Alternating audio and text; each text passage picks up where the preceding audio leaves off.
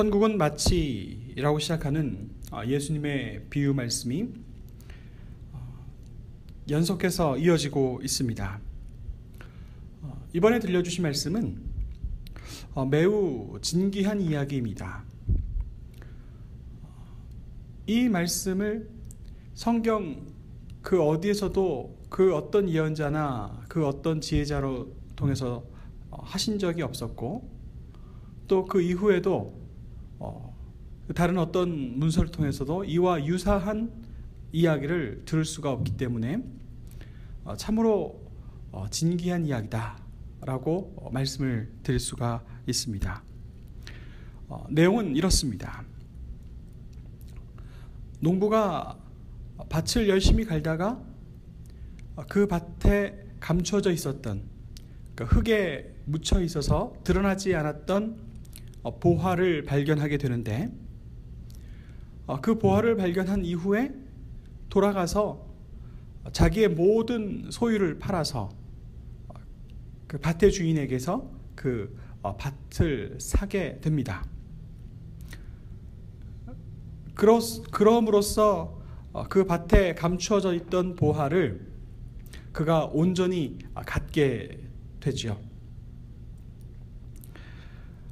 그리고 한 그 장수가 진주를 구하러 다녔는데, 자기가 지금까지 보았던 그 어떤 진주보다 가장 아름답고 가장 귀한 진주를 하나 발견하면 그거를 매입하기 위해서 기꺼이 자기의 모든 소유를 다 팔아서 결국 그 진주를 사고 만다라는 말씀을 들려주었습니다. 천국은 이 세상 그 어느 것과 바꾸어서 얻을 수 있다면 그렇게 마땅히 하게 된다는 것이죠. 이 세상 소유가 아까워서 주저하는 사람이 있다면 아마 바보입니다. 내 재산이 아까워서 이것을 하나도 남김없이 가지고 가고 싶어하는 사람도 바보입니다. 왜냐하면 천국에서는 우리가 지금 이 땅에서 소유하고 있는 모든 것들이 다 쓸모가 없기 때문이죠. 죽어서 자기의 소유를 가져갈 수 있는 사람은 단 한 명도 없었습니다. 고대 이집트의 왕들도 그랬고요, 중국의 고대 왕들도 그랬습니다. 죽어서 아무것도 가져갈 수 있는 것이 없다는 것을 알았기에 어떤 이는 영원히 살아볼 수 있는 방법이 있을까 찾아본 사람도 있었습니다. 만약에 찾을 수만 있다면 기꺼이 자기의 모든 것들을 다 바꾸어서 그것과 맞바꿀 생각이 있는 것, 그것이 우리가 바라는 천국이다 라고 말할 수 있습니다. 오늘 우리는 예수께서 우리에게 들려주시는 이 이야기를 듣고 천국에 대한 소망과, 그리고 천국의 소유자, 천국에 살 수 영원한 삶을 누릴 수 있는 하나님의 아들, 하나님의 백성 되었다는 그 기쁨과 즐거움 가운데 오늘 하루를 살아갈 수 있기를 간절히 소망합니다. 저는 오늘 이 말씀을 읽으면서 발견이라는 단어에 초점을 맞추어 좀 더 깊이 묵상하고 싶습니다. 천국을 발견하는 사람, 그래서 결국 끝내 천국을 소유한 사람은 가장 행복한 사람입니다. 그리고 이 땅에서 살아가는 동안 우리는 발견을 통해서 남들이 알 수 없는 기쁨과 즐거움을 맛보며 살 수 있다는 것을 생각하게 됩니다. 여러분, 어릴 때 소풍 가서 보물찾기를 해보신 적이 있으신지요? 저는 의례 소풍 가면 항상 학교에서 보물찾기라는 놀이를 했었습니다. 그 게임이 시작되면 많은 아이들이 감춰져 있는 보물을 찾기 위해서 이곳저곳을 샅샅이 뒤집니다. 그러다가 숲을 뒤에 감춰져 있던, 아니면 돌 밑에 감춰져 있던 보물 쪽지를 발견하게 되면 너무너무 기쁜 겁니다. 그것을 선물과 바꿀 수 있기 때문이죠. 그러나 저는 안타깝게도 숨겨져 있었던 보물을 잘 찾지 못하는 아이에 속했습니다.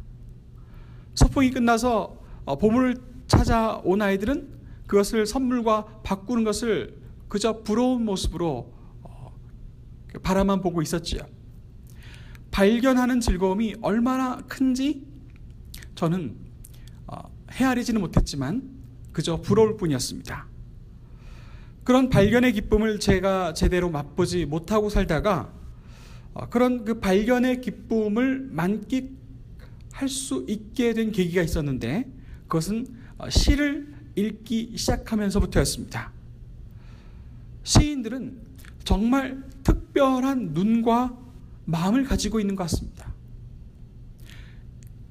보통 사람들의 눈에는 보이지 않는데 시인들의 그 예민한 감수성으로 보면 보이는 것들이 있고 그것을 표현해주면 그 시인의 그 시를 따라 바라보면 정말 그렇게 보이는 경우가 있지요. 가령 교과서에 나오는 시를 예를 들면 이런 표현이 있습니다. 펄럭이는 깃발을 보고 저것은 소리 없는 아우성이라고 표현을 합니다. 그리고 저는 성경을 연구하면서 발견의 기쁨을 맛볼 수가 있었습니다. 어쩌면 성경을 읽고 발견하고 깨달은 이 즐거움은 목사들이 누릴 수 있는 가장 큰 복 중에 하나가 아닌가 생각을 합니다. 그 이야기는 제가 시간을 두고 하나씩 자세하게 여러분들에게 소개하고 그리고 나누고 싶습니다.